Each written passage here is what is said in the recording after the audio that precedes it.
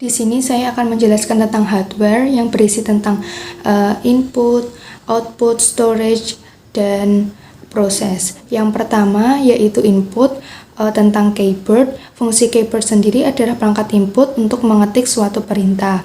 Tata letak keyboard sendiri ada QWERTY, tata letak yang paling umum, dan tata letak lainnya yang sesuai dengan variasi untuk bahasa atau efisiensi yang berbeda. Kemudian yang selanjutnya ada mouse. Mouse berfungsi untuk perangkat petunjuk untuk navigasi dan pemilihan. Fitur tambahan pada mouse sendiri juga ada tombol gulir dan tombol samping untuk navigasi yang lebih cepat. Kemudian selanjutnya ada scanner.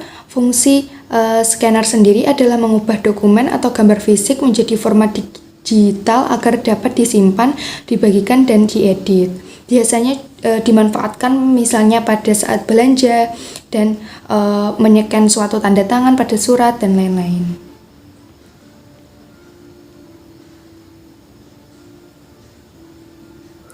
Kemudian selanjutnya adalah mikrofon. Fungsi dari mikrofon sendiri adalah menangkap suara, gelombang suara, dan mengubah menjadi sinyal listrik yang kemudian dapat diubah menjadi data digital oleh komputer untuk berbagai kebutuhan. Misalnya seperti rekaman, konferensi video, panggilan suara, dan input suara ke dalam perangkat lunak. Dan selanjutnya ada CPU. CPU sebagai otak komputer yang menjalankan semua instruksi, memproses data, serta mengontrol dan mengordinasikan semua operasi dalam sistem komputer. CPU melakukan perhitungan matematika dan logika, menafsirkan dan mengeksekusi perintah dari sistem operasi dan aplikasi, serta mengatur aliran data. Nah, CPU biasanya pada laptop itu yang atas ini. Kemudian kalau CPU yang ada di komputer, di lab komputer di sekolah kita itu kebanyakan yang di bawah ini ya.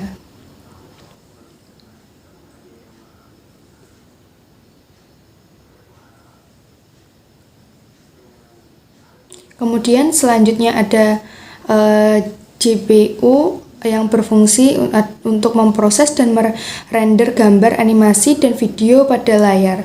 Namun juga sangat penting untuk tugas-tugas komputasi paralel seperti kecerdasan buatan AI, pembelajaran mesin, dan lain-lain.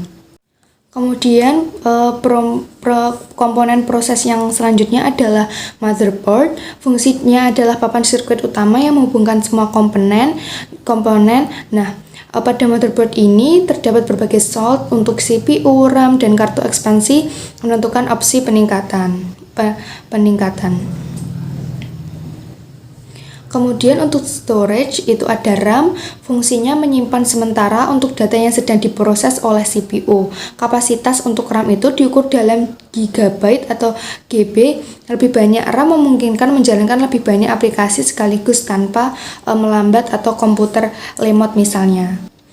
Kemudian juga selain ada RAM juga ada ROM. Fungsi ROM adalah penyimpanan permanen yang tidak hilang saat komputer mati, berfungsi menyimpan instruksi dasar atau firmware yang dibutuhkan saat komputer dinyalakan. Selanjutnya ada hard disk drive. Fungsinya merupakan sebagai penyimpanan massal berkapasitas besar.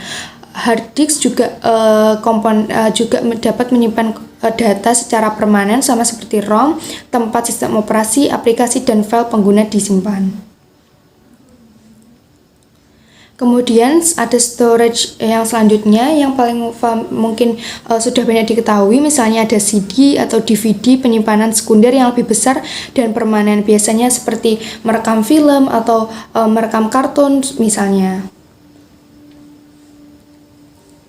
Kemudian masuk ke output, yang pertama ada layar komputer atau monitor. Fungsinya menampilkan keluaran visual dari komputer itu sendiri. Jenis monitor ada monitor CRT, layar tabung lebih besar dan berat, biasanya sudah usang. Kemudian ada monitor LCD atau LED, layar tipis dan ringan, lebih hemat energi. Kemudian monitor OLED, layar dengan warna yang lebih tajam, bisa digunakan pada monitor berkualitas tinggi. Kemudian ada speaker. Fungsinya perangkat output yang mengeluarkan sinyal audio dari komputer.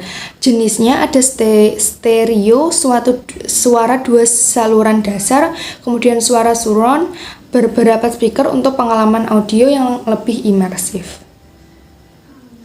Dan yang terakhir ada printer.